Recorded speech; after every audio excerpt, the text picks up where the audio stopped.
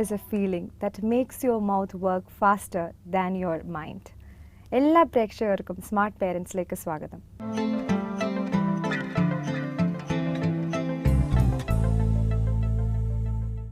ഇന്നത്തെ നമ്മുടെ ടോപ്പിക് എന്ന് പറയുന്നത് ആങ്കർ മാനേജ്മെൻ്റ് ആണ്.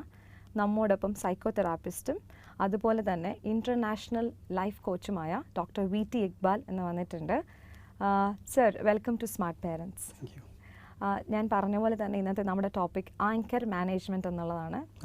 So what is anger? Anger എന്ന് പറയുന്നത് ഒരു ഇമോഷനാണ്, അല്ലെങ്കിൽ ഫീലിംഗ്, അതിൻ്റെ എക്സ്പ്രഷനാണ്. ശരിക്കും സാധാരണ മനുഷ്യന് അവൻ്റെ ഇമോഷൻ എന്ന് പറയുന്നത് അത് പ്രകടിപ്പിക്കുന്നതിൻ്റെ വ്യത്യസ്ത രീതികളുണ്ട്, എക്സ്പ്രഷൻ്റെ വ്യത്യസ്ത രീതികളുണ്ട്. ചിലപ്പോൾ നമുക്ക് വളരെ വേദന തോന്നുന്ന സന്ദർഭങ്ങൾ, നിരാശ തോന്നുന്ന സന്ദർഭങ്ങൾ നമ്മൾ കാണിക്കുന്ന ഒരു എക്സ്പ്രഷൻ അല്ലെങ്കിൽ ഫീലിംഗ്, ഇമോഷണൽ എക്സ്പ്രഷനാണ് ദുഃഖമുള്ള അവസ്ഥ ഉണ്ടാവാറ്. ദുഃഖിച്ചിരിക്കുന്നത് കാണാൻ പറ്റും. ചിലർ കരയും, മിണ്ടാതിരിക്കും. പക്ഷെ നേരെ വിരുദ്ധമായിട്ട്, ഓപ്പോസിറ്റ് ആയിട്ടുള്ള ഒരു പ്രകടനമെന്ന എക്സ്പ്രഷനാണ് നമുക്ക് ആങ്കർ എന്ന് പറയുന്നത്. ആങ്കർ എന്ന് പറയുന്നതിന് നമ്മൾ പൊതുവെ പറയാം മലയാളത്തിൽ ദേഷ്യം, കോപം എന്നൊക്കെ പറയും. അപ്പോൾ നമ്മുടെ ശബ്ദം കൂടും, നമ്മുടെ മുഖത്ത് ഫേസിലുള്ള മാറ്റങ്ങളുണ്ടാവും, കണ്ണൊക്കെ കൂടുതൽ ഇങ്ങനെ വികസിച്ച് നിൽക്കുന്ന ഒരു രൂപത്തിൽ നമ്മുടെ ദേഷ്യത്തെ, നമ്മുടെ ഉള്ളിലുള്ള പ്രതിഷേധത്തെ മറ്റുള്ളവരും മുമ്പിൽ പ്രകടിപ്പിക്കുന്ന പ്രത്യേക വികാരത്തെ നമുക്ക് ആങ്കർ എന്നോ ദേഷ്യം അല്ലെങ്കിൽ കോപം എന്ന് പറയാം. ഓക്കെ, ഇത് സാർ പറഞ്ഞ പോലെ ഇതൊരു നമ്മുടെ ഒരു വികാരമാണ്, നമ്മുടെ പാർട്ട് ഓഫ് വൺ, നമ്മുടെ ഹ്യൂമൻസിനെ പറ്റി ഉള്ളതാണ്. അപ്പം ശരിക്കും അത് നല്ലതാണോ ചീത്തയാണോ? എല്ലാ വികാരങ്ങളും മനുഷ്യൻ്റെ കൂടെയുള്ള എല്ലാ വികാരങ്ങളും പ്രകടിപ്പിക്കാനുള്ളതാണ്. അതെ. അത് നല്ലതാണോ ചീത്തയാണോ എന്ന് പറയുന്നത് അത് പ്രകടിപ്പിച്ച് കഴിഞ്ഞതിന് ശേഷം നമുക്കുണ്ടാകുന്ന പ്രശ്നങ്ങളുമായി ഡിപ്പെൻസ് ആണ്, സിറ്റുവേഷണൽ ഡിപ്പെൻഡ്. ചില സമയത്ത് നമുക്ക് അതൊരു വാലിഡ് പോയിന്റ് ആണ്. ഇത് കഴിഞ്ഞിട്ടുണ്ടാകുന്ന കാര്യങ്ങളാണ് ഡിപ്പെൻഡ് ചെയ്യുന്നത്. തീർച്ചയായും നമുക്കറിയാം, പലരും ദേഷ്യപ്പെടുന്നത് ബോധപൂർവമായില്ല. പക്ഷെ ദേഷ്യപ്പെട്ടതിന് ശേഷം ചിലപ്പോൾ അപ്പോൾ ഒരു സക്സസ് ആയി, അല്ലെങ്കിൽ ഞാനെല്ലാം ചെയ്തു എന്നൊരു തോന്നലൊക്കെ ഉണ്ടാകും. പക്ഷെ അത് കഴിഞ്ഞിട്ടൊരു ഫീലിംഗ് ഉണ്ടാവാറുണ്ട്, ശോ വേണ്ടില്ലായിരുന്നു എന്നുള്ള. ഇതാണ് നമ്മളെ അപകടമുണ്ടാക്കുന്നത്. അങ്ങനെ നോക്കുമ്പോൾ പൊതുവേ നല്ല വികാരങ്ങൾ, ചീത്ത വികാരങ്ങളുണ്ട്. നമുക്ക് ചിരിക്കാം, നമുക്ക് സന്തോഷം പ്രകടിപ്പിക്കാം, നമുക്ക് ഫേമാവാം. ഒരു കാര്യം കൃത്യമായി പറയേണ്ട സമയത്ത് ഇമോഷണൽ കോഷ്യൻ്റ് എന്നൊക്കെ പറയുന്നത് ഒരുപാട് ചർച്ച ചെയ്യപ്പെടുന്ന ഒരു കാര്യമാണ്. സാർ പറഞ്ഞിട്ട് ആങ്കർ എന്ന് പറയുന്ന പല ടൈപ്സ് ആണ്. അല്ല, നമ്മുടെ വികാരങ്ങൾ പല രീതിയിലാണ്. അതിൽ ആങ്കർ വരുമ്പോൾ അത് തൽക്കാലം നമുക്ക് പരമാവധി അതില്ലാതിരിക്കാൻ ശ്രമിക്കുകയാണ് നല്ലത്. ഒരാൾക്ക് ദേഷ്യപ്പെടാൻ തോന്നുകയാണെങ്കിൽ അത് സപ്രസ് ചെയ്യണം ഞാൻ പറയുന്നില്ല, അത് അടക്കി പിടിച്ചിട്ട് ഒതുക്കി വെക്കണം എന്നത് നല്ലതല്ല. ആരോഗ്യമുള്ള ഒരു മനസ്സിന് അയാളുടെ വികാരങ്ങളെ അടക്കി വെക്കുന്നത് നല്ലതല്ല. പക്ഷെ നമുക്ക് ദേഷ്യം ഇല്ലാതിരിക്കാൻ എന്ത് ചെയ്യാൻ പറ്റും എന്ന ഒരു ചർച്ചയായിരിക്കും, അല്ലെങ്കിൽ അത്തരത്തിലുള്ള ഒരു കാര്യമായിരിക്കും അപ്പോൾ നമ്മൾ പേരന്റിങ്ങിലേക്ക് വരാം. പേരന്റിംഗ് എന്ന് പറയുമ്പോൾ അച്ഛനും അമ്മയും കുട്ടികളോട് ദേഷ്യപ്പെടുന്നത് ഇങ്ങനെ മാനേജ് ചെയ്യാം എന്നുള്ളതാണ് നമ്മളുടെ ഒരു കണ്ടന്റ് ആയിട്ട് വരുന്നത്. കുട്ടികളോട് ദേഷ്യപ്പെടുന്നത് ശരിയാണോ തെറ്റാണോ? അത് based on the situation, I know അതായിരിക്കും വരുന്ന ആൻസർ എന്ന്. അപ്പോൾ അതിൽ എത്രത്തോളം നമുക്ക് ഏതൊരു എക്സ്റ്റെൻറ്റ് വരെ പോവാം ദേഷ്യം? കുട്ടികളോട് എന്നല്ല, ആരോടും ദേഷ്യപ്പെടാൻ പാടില്ല എന്ന് വിശ്വസിക്കുന്ന ആളാണ് ഞാൻ, നമ്മളെല്ലാവരും. പക്ഷെ നമുക്കൊക്കെ നമ്മുടെ ലിമിറ്റേഷൻസ് ഉണ്ട്, ആളുകളുടെ വീക്ക്നെസ്സസ് ഉണ്ട്, ദൗർബല്യങ്ങളുണ്ട്, ഇതൊക്കെ ഉണ്ട്. അതുകൊണ്ട് ഒറ്റവാക്കിൽ എൻ്റെ ആൻസർ, ലോകത്തിൽ ഒരാളോടും ദേഷ്യപ്പെടേണ്ട ആവശ്യമില്ല. ദേഷ്യപ്പെട്ടിട്ട് നമുക്ക് കിട്ടുന്നത് എന്താണ്? നമ്മൾ ആങ്കർ ഫീലിംഗ് എക്സ്പ്രസ് ചെയ്തിട്ട്, ആ ഇമോഷൻ എക്സ്പ്രസ് ചെയ്തിട്ട് നമുക്ക് അൾട്ടിമേറ്റ്ലി നമുക്ക് കിട്ടുന്ന ലാഭം എന്താണ് എന്നത് ആലോചിക്കുമ്പോൾ എൻ്റെ ഉത്തരം, ദേഷ്യപ്പെടാതെ തന്നെ കുട്ടികളോട് എന്താണോ നമുക്ക് ചെയ്യേണ്ടത് അത് ചെയ്യാൻ പറ്റുമോ എന്നുള്ളതിനെക്കുറിച്ച് പാരൻസിനോട് പറഞ്ഞു കൊടുക്കുന്നതായിരിക്കും നല്ലത്. അതുകൊണ്ട് ദേഷ്യം ഒഴിവാക്കാം. അപ്പം തീർച്ചയായിട്ടും ഈ ലോകത്തുള്ള എല്ലാ ആൾക്കാർക്കും ഈ ഒരു വികാരമുണ്ട്, എല്ലാവരും ദേഷ്യപ്പെടാറുമുണ്ട്. അത് എന്തുകൊണ്ടാണ് അങ്ങനെ വരുന്നത്? നമ്മുടെ ബയോളജിക്കൽ ആയിട്ടുള്ള കാര്യങ്ങളാണ്? What is the reason behind it? സാധാരണ ആക്ഷൻസിനെ കുറിച്ച് പറയുന്നത് തോട്ടാണ് ആക്ഷനിലേക്ക് നയിക്കുന്നത്, ചിന്തകളാണ് ആദ്യം ഉണ്ടാകുന്നത്. ഓക്കെ, ചിന്ത വരുന്നതിന് മുമ്പ് ഒരു പക്ഷേ ഇതിൽ ഒരുപാട് ആർഗ്യുമെൻറ്റ്സ് ഒക്കെ ഉണ്ട്. മൈൻഡിനെ കുറിച്ചുള്ള സ്റ്റഡീസ് തന്നെ മുഴുവൻ ആവാതിരിക്കുന്നത്, അതിങ്ങനെ ഓരോ ദിവസവും റിസർച്ച് നടന്നുകൊണ്ടിരിക്കുകയാണ്. സൈക്കോളജി ഇങ്ങനെ ഡെവലപ്പ് ചെയ്തുകൊണ്ട്, ന്യൂറോ സൈക്കോളജി ഒക്കെ വന്നുകൊണ്ട് ഒരുപാട് രീതിയിൽ ഡിസ്കഷൻ നടക്കുന്നുണ്ട്. അങ്ങനെ വരുമ്പോൾ ഇമോഷൻ ആയിരിക്കാം ഒരു പക്ഷേ ആദ്യം ഉണ്ടാകുന്നു, അത് കഴിഞ്ഞിട്ട് തോട്ടായിരിക്കാം. ഈ തോട്ട് പിന്നീട് ആങ്കർ എന്ന അവസ്ഥയിലേക്ക് കൈമാറ്റം ട്രാൻസ്ഫോം ചെയ്യപ്പെടുന്നതാണ് സംഭവിക്കുന്നത്. അത് കഴിഞ്ഞാൽ പിന്നെ നമ്മൾക്കുണ്ടാകുന്നതിൻ്റെ പ്രകടനങ്ങളാണ്. ഭയങ്കര ശബ്ദം കൂടുന്നു, കിട്ടിയതൊക്കെ വലിച്ചെറിയുന്നു, നമുക്ക് കൺട്രോൾ ഇല്ല, നമ്മുടെ കൺട്രോൾ ലൂസാവുകയാണ് ചെയ്യുന്നത്. അപ്പോൾ നമുക്ക് അറിയില്ല, നമ്മൾ സിറ്റുവേഷൻ നമ്മുടെ അവയർനെസ്സൊക്കെ പോയിട്ട് വലിയ പ്രശ്നമാവുകയാണ് ചെയ്യുന്നത്. ഇതുണ്ടാക്കുന്ന സിറ്റുവേഷൻ ഇപ്പോൾ ഒരു പാരൻറ്റിന്, ആ പാരൻ്റ്, ഒരു അമ്മ അല്ലെങ്കിൽ അച്ഛൻ പലപ്പോഴും കുട്ടികളോട് ദേഷ്യപ്പെടേണ്ട അവസ്ഥ എന്താണ്? അവർ എക്സ്പെക്റ്റ് ചെയ്യുന്ന രീതിയിൽ കാര്യങ്ങളാവാതിരിക്കുമ്പോഴാണ്. തീർച്ചയായിട്ടും എക്സ്പെക്റ്റ് ചെയ്യുന്ന രീതിയിൽ കാര്യങ്ങളാവണമെന്ന് തീരുമാനിച്ചത് കുട്ടിയല്ല, അമ്മയാണ് അല്ലെങ്കിൽ പാരൻസാണ്. അതിന് ഒരുപാട് കാരണങ്ങളുണ്ട്. പാരൻറ്റിൻ്റെ ഓറിയൻറ്റേഷൻ ഉണ്ട്. നമുക്കറിയാം നമ്മുടെ പാട്രിയാർക്കൽ ഫാമിലി സൊസൈറ്റിക്കുള്ള ഒരു ഈഗോ ഉണ്ടാകുന്നുണ്ട്. അപ്പോൾ അതിൽ നിന്നാണ് ചോദ്യങ്ങളും ഉത്തരങ്ങളും ഉണ്ടാകുന്നത്. അങ്ങനെ ഞാൻ ആഗ്രഹിക്കുന്ന രീതിയിൽ എൻ്റെ കുട്ടിയുടെ സ്വഭാവമാവാം, പെരുമാറ്റമാവാം, ചെറിയ ചെറിയ കാര്യങ്ങൾക്ക് വരെ കുട്ടികളോട് ദേഷ്യപ്പെടുന്ന ആളുകളുണ്ട്. സ്വാഭാവികമായിട്ടും മനസ്സിൽ നിന്നും തലച്ചോറിൽ നിന്നും കൊടുക്കുന്ന സന്ദേശങ്ങൾ അത് നമ്മുടെ ശരീരത്തിൽ ചില മാറ്റങ്ങൾ ഉണ്ടാക്കി, അത് നേരത്തെ ഇവിടെ ആദ്യത്തെ പറഞ്ഞ പോലെ അത് നാവിലൂടെ പുറത്തോട്ട് അതിവേഗത്തിൽ പ്രസരിക്കുകയും പിന്നെ ശരീരത്തിൻ്റെ ചില ഗോഷ്ഠികളും ആക്ഷനുകളൊക്കെ വരുന്നതോടുകൂടെ സംഭവിക്കുന്ന ഒരു അപകടകരമായ പ്രക്രിയ തന്നെയാണ് ആങ്കർ എന്ന് പറയുന്നത്. അതിൽ ഒരുപാട് ശാരീരികമായ ഒരുപാട് വ്യതിയാനങ്ങൾ, അല്ലെങ്കിൽ ചില പ്രവർത്തനങ്ങൾ, ഫങ്ഷനിങ് നടക്കുന്നുണ്ട്. ഹോർമോൺ ഇംബാലൻസ് ഉണ്ടാകുന്നു. ആങ്കർ ശരിക്കും നമ്മുടെ അഡ്രിനൽ ഗ്ലാൻസിനെ ഉദ്ദീപിക്കുകയും അത് ബ്ലഡ് പ്രഷറിനെ കൂട്ടുകയും അതിനനുസരിച്ച് നമ്മുടെ പൾസ് റേറ്റ് കൂടുകയും നമ്മുടെ ഇമോഷണൽ ഒരുപാട് നെഗറ്റീവ് ഹോർമോൺസ് ബോഡിയിൽ ഉണ്ടാകുന്നു. അഡ്രിനാലിൻ, നോർ അഡ്രിനാലിനെ കുറിച്ചും എൻഡോർഫിനെ കുറിച്ചും അതുപോലെ നോർ എപ്പിനെഫ്രിനെ കുറിച്ചൊക്കെ ഫിസിയോളജി ഒരു ഫിസിഷ്യന് നന്നായിട്ട് അറിയാവുന്നതാണ്. അത് ഓവറായാലും അതിൻ്റെ ബാലൻസ് ഇല്ലാതായാലും ഒരാൾക്ക് സംഭവിക്കുന്നു. നമ്മൾ നോക്കൂ, ഒരുപാട് ദേഷ്യപ്പെട്ട് കഴിഞ്ഞാൽ കുറച്ച് കഴിഞ്ഞാൽ നമ്മൾ എന്താ ചെയ്യുന്നത്? നമ്മളാകെ പിന്നെ ടയർഡായി.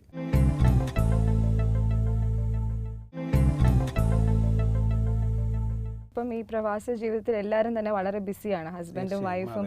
അവർ കുടുംബത്തിലേക്ക് വരികയാണെങ്കിൽ മക്കളുടെ അടുത്ത് വരുമ്പോൾ ഈ ഉള്ള ടെൻഷൻസ് എല്ലാം ചിലപ്പം കുട്ടികൾ ചെറിയ കാര്യം ചോദിക്കുമ്പം ദേഷ്യപ്പെടുന്നു, ആക്ഷൻസ് എല്ലാം ഇതാവുന്നു. അപ്പം ഇത് കുട്ടികളിലേക്കും ബാധിക്കില്ലേ? കുട്ടികളും ഇതുപോലെ ചെയ്യാൻ തുടങ്ങില്ലേ? സംശയമില്ലല്ലോ, ഓരോ കുട്ടിയും അനുകരിക്കുകയാണ് ചെയ്യുന്നത്. ഞാനൊരു കാര്യം പറയാം. ചിലപ്പോൾ ചിലരതിനെ കൗതുകമായിട്ട് കാണും.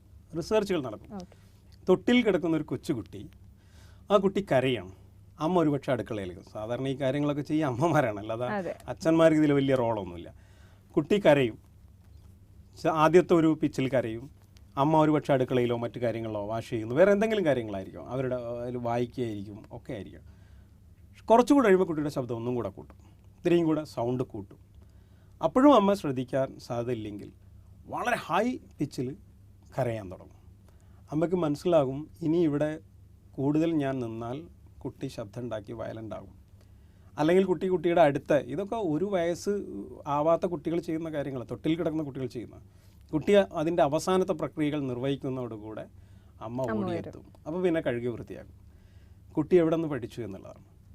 കുട്ടി പഠിക്കുന്നു, ദേഷ്യപ്പെട്ടാൽ, ഇത്തരം ചില പ്രതിഷേധ രീതികളിലൂടെ ചെയ്താൽ, ഉറക്കെ സംസാരിച്ചാൽ, ഉറക്കെ കരഞ്ഞാൽ എനിക്ക് കാര്യങ്ങൾ സാധിക്കും.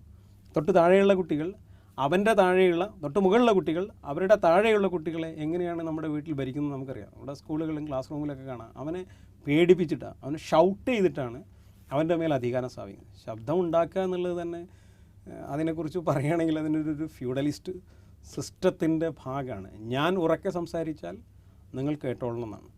ഉറക്കെ സംസാരിക്കുന്നതൊക്കെ ശരിയാണെന്ന് എന്തുറപ്പാണ്? പതുക്കെ സംസാരിക്കുന്നവൻ പറയുന്നതെല്ലാം തെറ്റാണെന്ന് ഇത്തിരി ഫിലോസഫിക്കലാണ്, പക്ഷെ ഞാൻ അങ്ങോട്ട് പോകുന്നില്ല.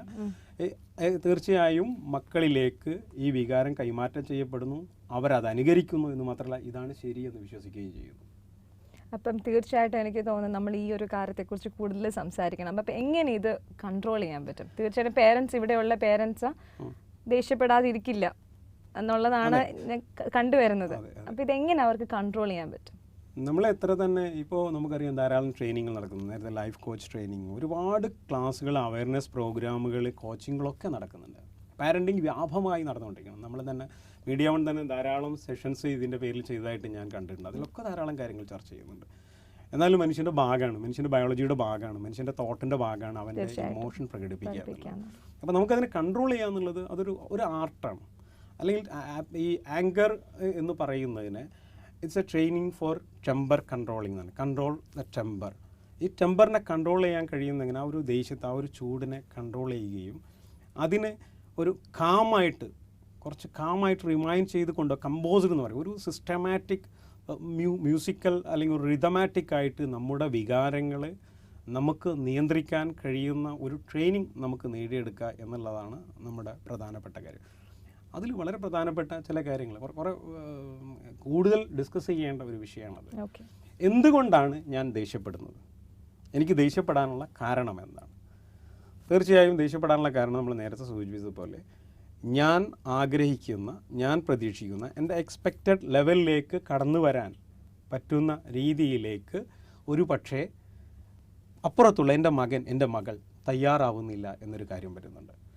സ്വാഭാവികമായിട്ടും ആ ഒരു പ്രശ്നം കൂടുതൽ ഉണ്ടാകുമ്പോൾ എന്താണ് സംഭവിക്കുക എന്ന് ചോദിച്ചാൽ, ഞാൻ വിചാരിക്കുന്ന പോലെ മാർക്ക് കിട്ടുന്നില്ല, ഞാൻ വിചാരിക്കുന്ന പോലെ പഠിക്കുന്നില്ല, ഞാൻ വിചാരിക്കുന്ന പോലെ പഠിക്കാൻ ഇരിക്കുന്നില്ല, ഞാൻ വിചാരിക്കുന്ന പോലെ എഴുതുന്നില്ല, നോട്ട് കംപ്ലീറ്റ് ആക്കുന്ന അടക്കം ഞാൻ വിചാരിക്കുന്ന പോലെ. ഒന്നാമത്തെ കാര്യം, എൻ്റെ എക്സ്പെക്റ്റേഷൻ്റെ ലെവൽ നമ്മൾ കുറക്കുക. ഞാൻ എൻ്റെ ഒരു മെഷർമെൻറ്റ്, എൻ്റെ കയ്യിലൊരു സ്കെയിലുണ്ട്, ഈ സ്കെയിലും കൊണ്ടാണ് 1ാം ക്ലാസ് KG മുതൽ 12th വരെ ഡിഗ്രിക്ക് പഠിക്കുന്ന കുട്ടികളെ അടക്കം നമ്മൾ മെഷർ ചെയ്യുന്നത്. ഇത് മാറ്റിവെക്കുക. 2, ദേഷ്യപ്പെട്ടാൽ മാത്രമേ കുട്ടികൾ പഠിക്കുകയുള്ളൂ അല്ലെങ്കിൽ ജയിക്കുകയുള്ളൂ, മാർക്ക് വാങ്ങുള്ളൂ എന്നുള്ളത് നമ്മളെ പഠിപ്പിച്ചതാരാ? ഇത് ചെയ്യുന്ന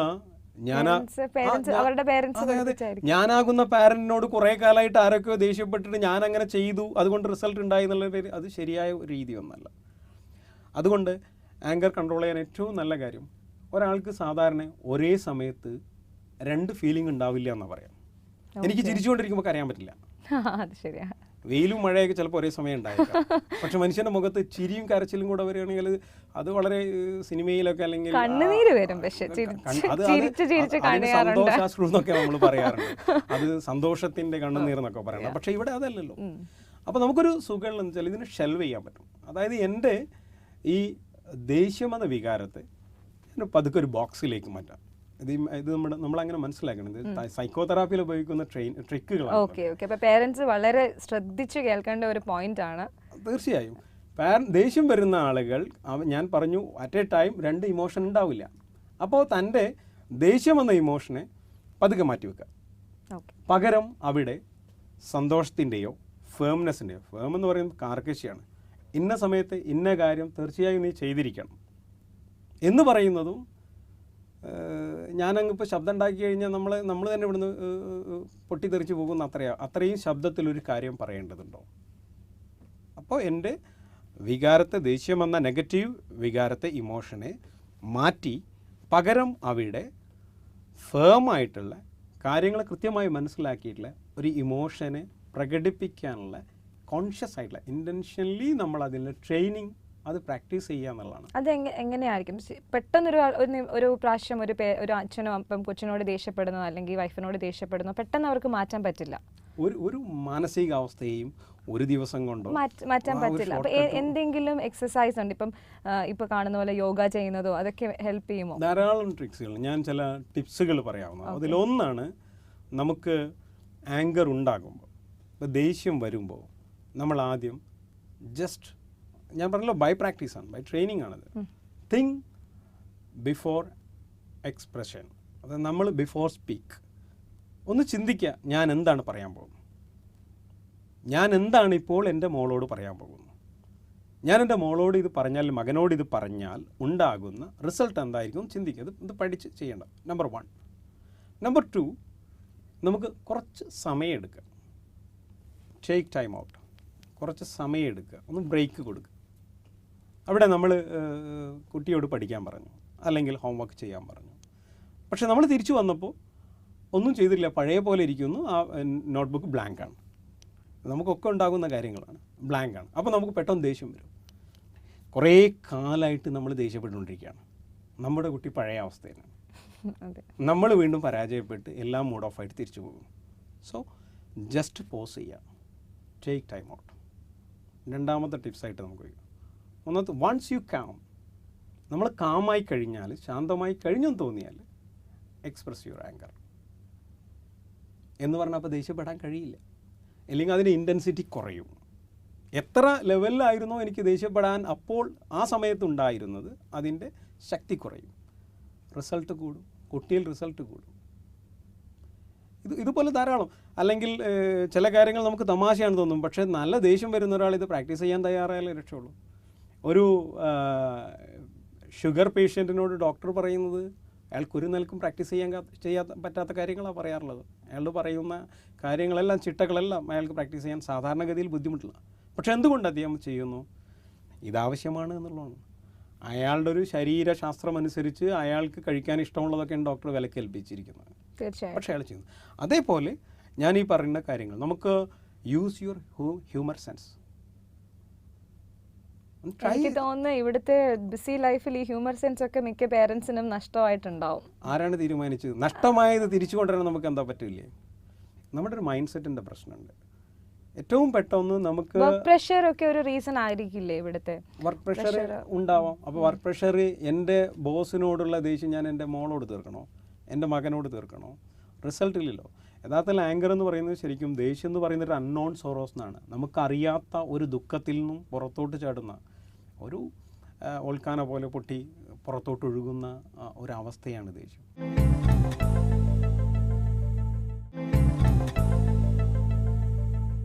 നമ്മുടെ മുമ്പിൽ വരുന്ന കേസുകൾ എങ്ങനെയായിരിക്കും? എൻ്റെ അടുത്ത് വരുന്ന കേസുകൾ ഒരുപാട് കാലം ദേഷ്യപ്പെട്ട് തോറ്റ് പരാജയപ്പെട്ടിട്ട് അവസാനം വരെയുണ്ട്. സാർ ഞാനിങ്ങനെ ഒരു പ്രശ്നമാണ്, ഇപ്പോൾ കുറേ കാലമായിട്ട് എൻ്റെ എല്ലാ റിലേഷനും ബ്രേക്കായി. എൻ്റെ ഹസ്ബൻഡായിട്ട് ഞാനല്ല, എൻ്റെ വൈഫായിട്ട് ഞാൻ പ്രശ്നത്തിലാണ്. എൻ്റെ മക്കളെന്നെ കണ്ടാൻ വേണ്ടുന്നില്ല. എൻ്റെ ഫ്രണ്ട്സ് എല്ലാം, സോഷ്യൽ റിലേഷൻ, ഫാമിലി റിലേഷൻ എല്ലാം പോയി കഴിഞ്ഞു. അങ്ങനെ വരുന്ന ഒരാൾ ഇത് പ്രാക്ടീസ് ചെയ്യാൻ തയ്യാറാകും. ഇവിടെ ധാരാളം വരാറുണ്ടോ? അങ്ങനെ ധാരാളം കേസുകൾ നമുക്ക് വരാറുണ്ട്. ഒരു ചെറിയ വാക്ക് മതി, അതിൻ്റെ ആ വാക്ക് നമ്മൾ ഉപയോഗിക്കുന്ന രീതികൾ, അതിൻ്റെ ടോണ് മാറിയാൽ മതി പ്രശ്നങ്ങളാവാൻ. ആ ടോണ് മാറുന്നത് അയാളുടെ ഇമോഷൻ അയാളുടെ കൺട്രോൾ അല്ലാതിരിക്കുമ്പോഴാണ്. നമ്മുടെ കൺട്രോൾ ലൂസായിട്ട് അവർ ബിഹേവിയറിൻ്റെ മുകളിലേക്ക് വരുമ്പോൾ അത് നമ്മുടെ കയ്യിൽ നിന്ന് പോകുന്നു.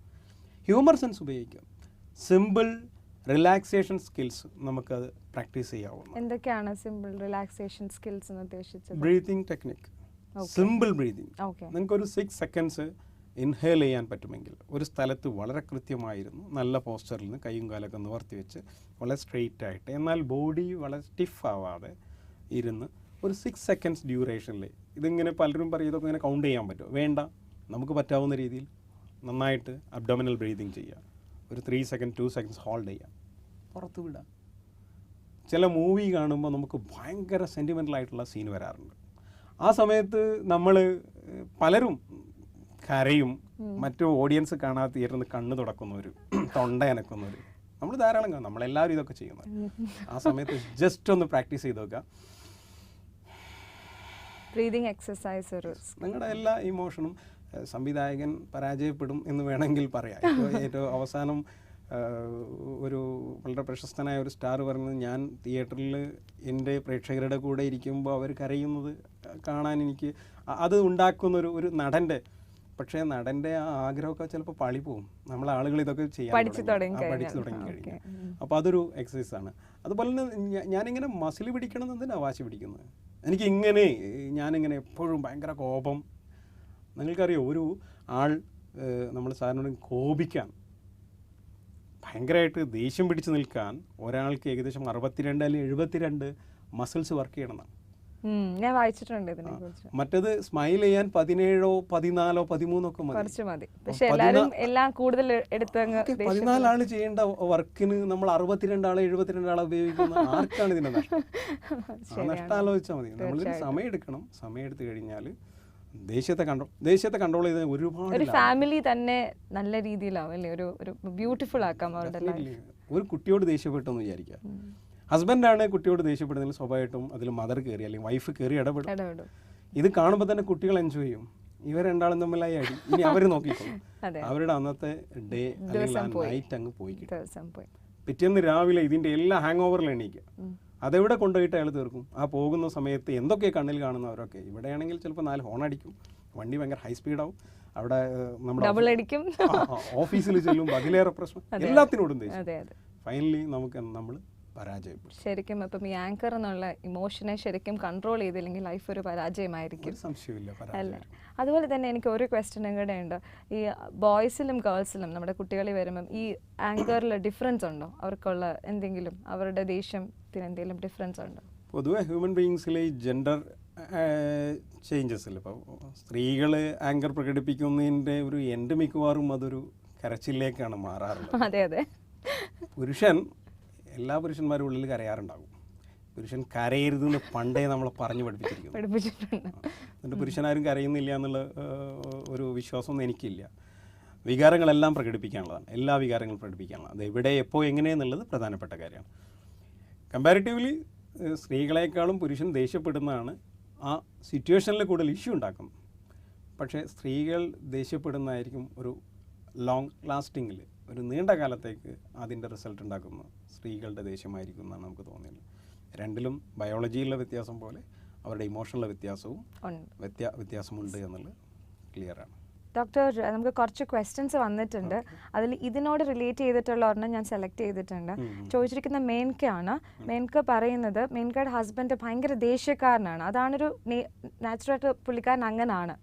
അപ്പം എങ്ങനെ അതിനെ മാറ്റാൻ പറ്റും? കുട്ടികളോടൊക്കെ വളരെ ദേഷ്യമാണ്, എങ്ങനെ ഹസ്ബൻഡിനെ ആ ദേഷ്യം സ്വഭാവം മാറ്റാൻ പറ്റും? വളരെ നല്ല ക്വസ്റ്റ്യൻ ആണ്. മിക്ക ഫാമിലിയിലും കോമൺ ക്വസ്റ്റ്യൻ ആണ്. ഹസ്ബൻഡിൻ്റെ ദേഷ്യം എങ്ങനെ കൺട്രോൾ ചെയ്യാൻ പറ്റും? ഞങ്ങളാവുന്ന എല്ലാ ആളുകൾക്കും ബാധകം കൂടെയാണ് അത്. അപ്പോൾ ഇതിൽ ഞാൻ നേരത്തെ പറഞ്ഞ ചില ടിപ്സ് ഉണ്ട്. ആ ടിപ്സിനെ എനിക്ക് വീണ്ടും എൻ്റെ പ്രേക്ഷകരോട് അല്ലെങ്കിൽ എല്ലാ ഭർത്താക്കന്മാരോടും പറയാനുള്ളത്, അല്ലെങ്കിൽ പ്രിയതമന്മാരോട് എനിക്ക് പറയാനുള്ളത്, എന്തിനാണ് ദേഷ്യപ്പെടുന്നത്, എന്താണ് നിങ്ങളുടെ എക്സ്പെക്റ്റേഷൻ, ഏത് ലെവലിലാണ് നിങ്ങൾ കാര്യങ്ങളാകണം ആഗ്രഹിക്കുന്നത്, ഇത് ആദ്യം മനസ്സിലാക്കുക. രണ്ടാമത്, നിങ്ങൾ ദേഷ്യപ്പെടുന്ന സിറ്റുവേഷനിൽ കമ്പാരിസൺ കടന്നു വരുന്നുണ്ടാവും. നിങ്ങൾ കാണുന്ന ജീവിതത്തിലെ പല എക്സാമ്പിളും പല ആളുകളുടെ ഭാര്യമാരും ഇങ്ങനെയൊക്കെയാണ്, അതുകൊണ്ട് അത് കടന്നു വരുന്നു. മാറ്റി നിർത്തുക. ലോകത്തിലൊരാളും ഒരാളെ പോലെയല്ല. ലോകത്തിലൊരാൾക്കും മറ്റൊരാൾ ഇങ്ങനെ ആവാം എന്ന് ആഗ്രഹിക്കുകയല്ലാതെ അതിലപ്പുറം പറ്റില്ല. ഖലീൽ ജിബ്രാൻ്റെ പ്രശസ്തമായ ഒരു വരികൾ നമ്മുടെ APJ അബ്ദുൽ കലാമൊക്കെ പറഞ്ഞ് ഫേമസ് ആയിട്ടുണ്ട്. നിൻ്റെ മക്കൾ നിൻ്റേതല്ല, അവരെ പ്രസവിക്കാനുള്ള ഭാഗ്യം മാത്രമേ നിനക്കുള്ളൂ എന്ന അർത്ഥം വരുന്ന, അവരാരാവണം എന്തെന്ന് തീരുമാനിക്കാനുള്ള സ്വാതന്ത്ര്യം അവർക്കാണ്. അപ്പം നമ്മൾ കമ്പയർ ചെയ്യാൻ പാടില്ല. മൂന്നാമത്തെ കാര്യം, പലപ്പോഴും ഉപയോഗിക്കുന്ന സ്റ്റേറ്റ്മെൻറ്റുകളുണ്ട്. ഇപ്പോൾ സ്റ്റിക്ക് യുവർ ഐ സ്റ്റേറ്റ്മെൻറ്റ് എന്ന് പറഞ്ഞിട്ടൊരു ടിപ്സ് പറയാറുണ്ട്. ഹസ്ബൻഡ് വേണമെങ്കിൽ പറയാവുന്ന ഒരു സ്ഥിരം ഡയലോഗാണ്, നിന്നെ ഒരു കാര്യത്തിനും കൊള്ളില്ല, വീട്ടിൽ ഒരു കാര്യം ചെയ്യൂല, ഒരു വ്യവസ്ഥയില്ല. അത് വലിയ അപകടം ഉണ്ടാക്കുന്ന, ഇത്രയും കാലം ഇദ്ദേഹം പലപ്പോഴും ജീവിച്ചതും ജീവിതത്തിലെ എല്ലാ കാര്യങ്ങളും കടന്നു വന്നതും ഈ വൈഫുണ്ടായതിനു ശേഷമുള്ള എല്ലാ സന്ദർഭങ്ങളും അവരുടെ സപ്പോർട്ട് കൊടുക്കണം.